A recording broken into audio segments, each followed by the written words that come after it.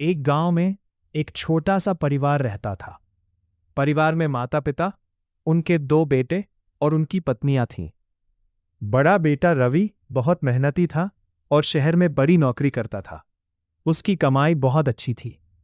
छोटा बेटा मोहन भी मेहनती था, लेकिन उसकी आमदनी कम थी।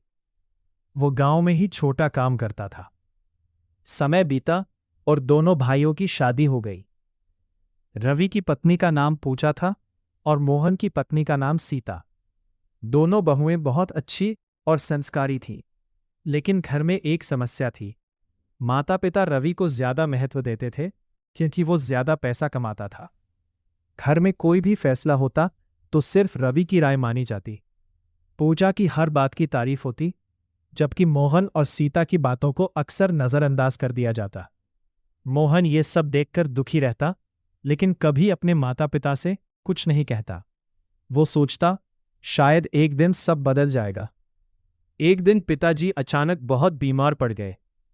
रवि अपने काम में इतना व्यस्त था कि वो सिर्फ पैसे भेज देता था, लेकिन उनके पास बैठने का समय नहीं था। दूसरी तरफ मोहन दिन रात अपने पिता की सेवा करता रहा। सीता भी मां की मदद करती और पूरे घर का ध्यान रखती। धीरे धीरे पिताजी ठीक होने लगे। तब उन्हें एहसास हुआ कि असली सहारा पैसा नहीं, बल्कि अपनेपन और सेवा का होता है।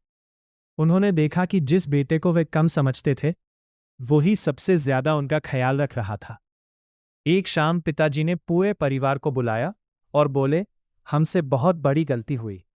हमने बेटों में पैसे के आधार पर फर्क किया, लेकिन आज समझ आया कि इंसान की कीमत उसकी कमाई से नहीं, उसके संस्कार और प्यार से होती है।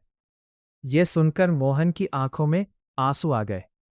रवि को भी अपनी गलती का एहसास हुआ।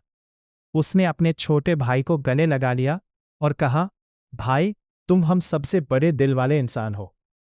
उस दिन के बाद घर में कभी किसी के साथ भेदभाव नहीं हुआ। पूरा परिवार प्यार से रहने लगा।